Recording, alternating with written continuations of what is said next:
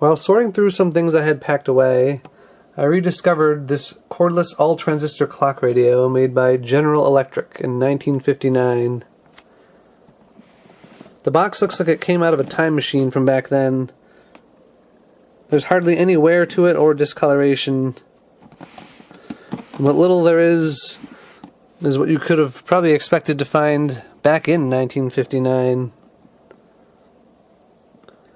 If I had all the original packaging, I could probably call this an unboxing. It's definitely close to one, though.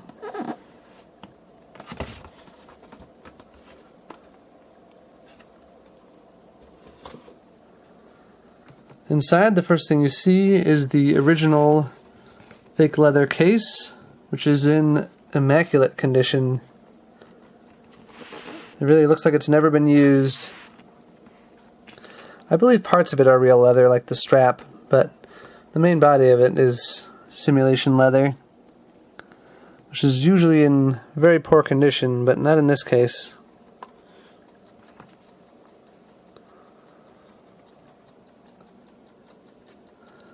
There's the clock radio itself.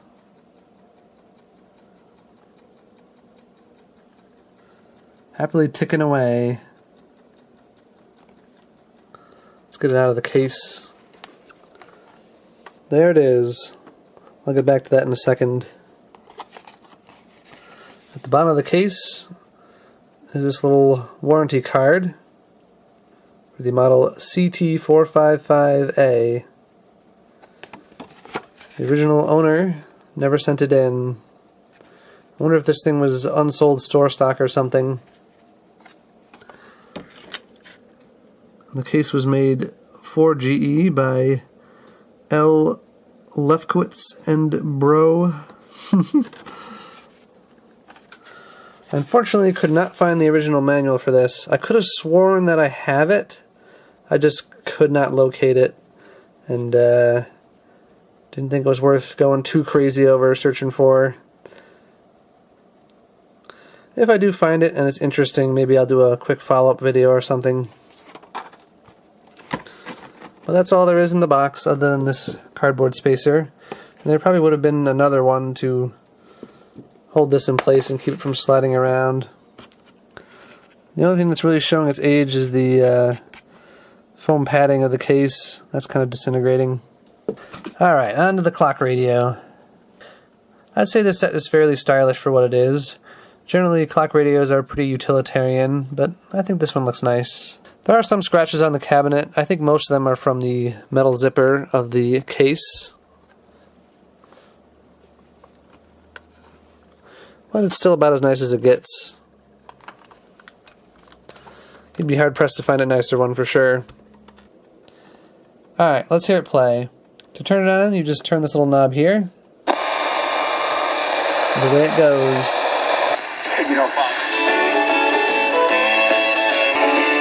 Sounds pretty nice to me, at least. It's not just the gun and the associated ammo. It's the ability to acquire targets using either...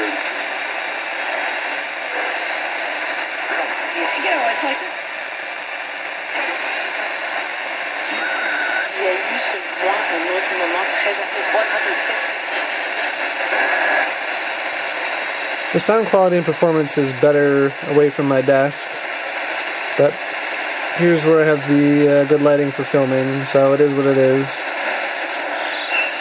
They're more available that you can switch to an N95, so that affords more protection. Your job to some job board, but then all you can do is... Definitely. That process can be reviewed. What's going on at these justices? 100 Russian tanks were destroyed in that one engagement. You know, MLB Hall of Famer, whatever. You know, whatever. It all says. No, the headline just says ex MLB star.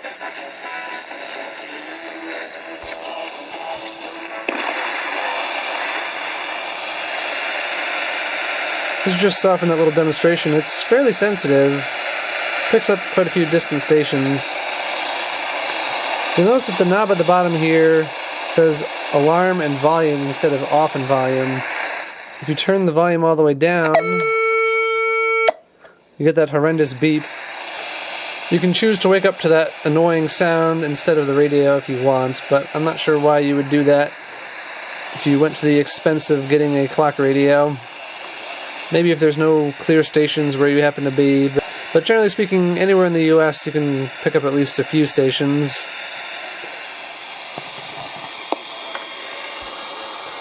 Assuming you're not in a super noisy RF environment, which is actually pretty common these days.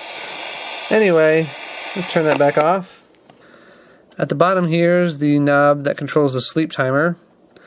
As with the Philco, it's not the most precise thing, but it does work. And here's where you set the alarm and time. To set the alarm, you pull it out and turn it counterclockwise. I don't have the manual for this, but with basically every clock movement of this type that I've worked on, you're only supposed to move the alarm pointer counterclockwise so that it doesn't get hung up when it passes over the hour hand, which it did right there smoothly. A lot of these, if you try to turn it the other way, the mechanism will jam and you can damage something in there. And to set the time, which you should only do in the clockwise direction, you just press in and turn. So it's pretty easy to set both the time and the alarm. And you can move it back and forth as long as you don't cross over the hour hand there in the wrong direction. Same with the time, you can move that back and forth. Let's try the alarm function. I'll move the time forward until it hits the alarm trip point.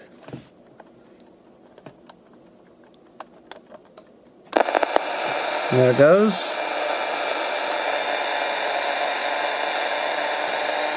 I think the minute hand's put on there slightly too far in the clockwise direction. If I ever take this thing apart again, I'll straighten that out.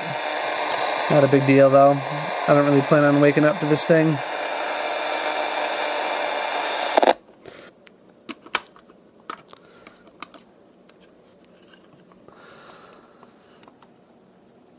Here's the inside of the battery compartment, which is nice and clean. The radio runs on 3 AA batteries, and the clock runs on 1 D cell. The clock movement's pretty unusual, and actually pretty interesting on its own. If this video goes on long enough, you may hear it run. It normally just makes that quiet ticking sound that you associate with mechanical clocks, but occasionally there's this kind of, I'll say, a little bit creepy sounding grinding noise, which is the motor in there rewinding the mainspring. That happens every maybe 15 minutes or so. I haven't really timed it. You see there, it's marked Made in USA. This little slider here allows you to access the control to make the clock run slower or faster. And there's an earphone jack on the back here. This probably would have come with an earphone, but I don't know that for certain. Generally, something like this would have included one. Most 1950s transistor radios did. It was pretty much universal with Japanese ones, and a little bit hit or miss with American ones. So, I don't know that for certain. Ah, there it was. That was the motor rewinding the clock mechanism. Getting inside of the case is pretty simple, although the other parts of the disassembly are a little bit more involved, and I'm not going to go too deep into this thing. But to get the back cover off, you just take off these 2 screws here, and with those 2 screws out, this should lift off. And there we go. The guts are exposed. There's the Telecron timer. I find it interesting that this switch is rated for exactly the voltage of the radio's battery pack no more. And the motor is rated for 1.5 volts DC, which is what the D cell that powers the clock is. It's a little awkward to hold this thing in a way you can see the circuit board, but here we go. You can see the radio chassis itself is fairly small and compact. And right in the front there is a Sylvania-made transistor. And another one's over there. Lurking in the shadows right there is a General Electric made transistor. So there's at least one in here that was made by GE. It's interesting that they used Sylvania transistors for most of the circuit though. Sylvania was a competitor of GE in the transistor market and the transistor radio market. Be a bit like your Chevy coming with a Ford engine or something like that. I know I recapped this radio and I can see the markings I left from doing so, and some replacement capacitors in there as well. I've had this radio for a very long time, maybe 6 to 8 years. I'm not 100% sure. I know I replaced all the electrolytic capacitors on the chassis of the radio itself, but there's also one hiding in here, and I'm not sure if I replaced that or not. I know I worked on one of these telecron movements, but I'm not sure if it was this one. But anyway, there is an electrolytic capacitor in there. I believe it is just for filtering the incoming 1.5 volt supply, and that's to... oh, there it goes again. And that's to prevent RF noise from getting back to the radio chassis and, you know, causing some static. I don't know if I oiled the movement at all. If I did not thoroughly disassemble it to do so. Telecron movements are known for running for ages without needing any attention, and this one does seem to be running strongly. It should probably be oiled, but that is a problem for future me. It's not something that needs to be done right now, since it's running okay. And after I finish this video, I'm going to take that battery back out, pack it away. This thing's really in mint condition, so I'm going to try to leave it as original as I can. Here's a Telecron clock movement from a General Electric transistor radio that I'm working on. I opened it up to change the 100 millifarad capacitor right there, and to oil the motor's main bearing, which looks to be made of pot metal. It sounded like the motor was struggling. I had to take the hands off the mechanism, which I really hated to do in order to get at it. And I marked, where the hands were on the metal hubs that they attach to. I'm gonna put a battery in this thing right now, because I kind of want to see it move while it's open. This is a motor wound mechanical clock mechanism. Unlike a lot of battery powered clocks, the balance wheel isn't directly electrically driven. It's just a traditional spring movement wound by a battery, and it winds itself every 5 minutes or so. Alright, I'm going to drop the battery in. Let's see it go.